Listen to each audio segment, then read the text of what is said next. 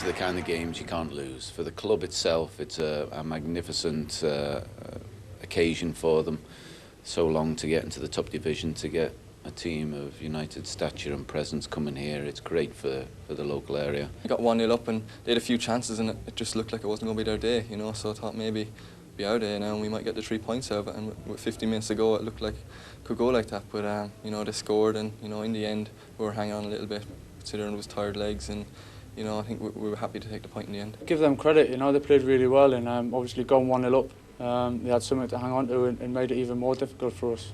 Fortunately for ourselves, you know, Cristiano come up with a bit of magic and got us back in the game, but we weren't able to get the winner, which, you know, we think overall we maybe deserved, but you know, that's the way it goes. At the end of 90 odd minutes, I've got, you know, very tired players in there, thinking what might have been. But I suppose we'll wake up tomorrow morning reasonably happy with what we've taken. Any debate about that penalty decision? No, there's no debate whatsoever, and I think the person who commits the act, as it were, in terms of giving the penalty away, in this case Gary Neville, you know exactly as a player, there's absolutely no... He knows. He just knows it's one of those things, isn't it? So, no great argument. It's actually a really good spot by the referee, in fairness to him. And I think the movement of the Reading player in front of him in the end, he just tweaks out his left arm, and it's a penalty.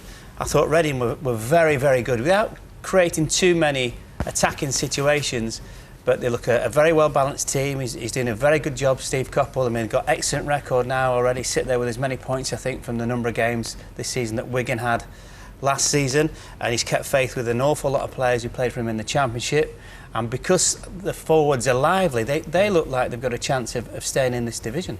Steve Coppell as well, he just always brings them right back down to earth. Yeah. He's saying, I've said to the players, we don't want the highlight of our season to be a Saturday evening in September. He said before they couldn't lose this game. But it's a great job of just making sure everyone keeps on a level keel. Well, he's right, because everybody knows it is such a long season. And the other thing as well is it's the only business where you can be judged 3 times a week by, you know, in excess of 30, 40, 50,000 people. Nobody else has that when you go to the office, do you? So I think he's extremely right. And I think looking at Manchester United, it was important today that they bounced back from Sunday. And yet, you know, Rooney looked sharp, but I think that the key for them was Saha came on, I think roughly about almost 60 minutes, almost the hour mark, and all of a sudden, Rooney had played with Scholes just off him. All of a sudden then, Rooney dropped off and things started to happen for Manchester United, Ray. And if we just stop it here and look at the number of red shirts in the attacking situations, and the last half an hour of this game, Reading had a really serious examination of the defensive qualities. This is the goal from Ronaldo. He's got Murty, who played him extremely well. He's just got him on the back foot, and it's a super finish. And you think, well, if any team's going to win it from that, it's going to be Manchester United. Again, this is Rooney now on the ball. Again, we've circled. I think there might even be 8 here.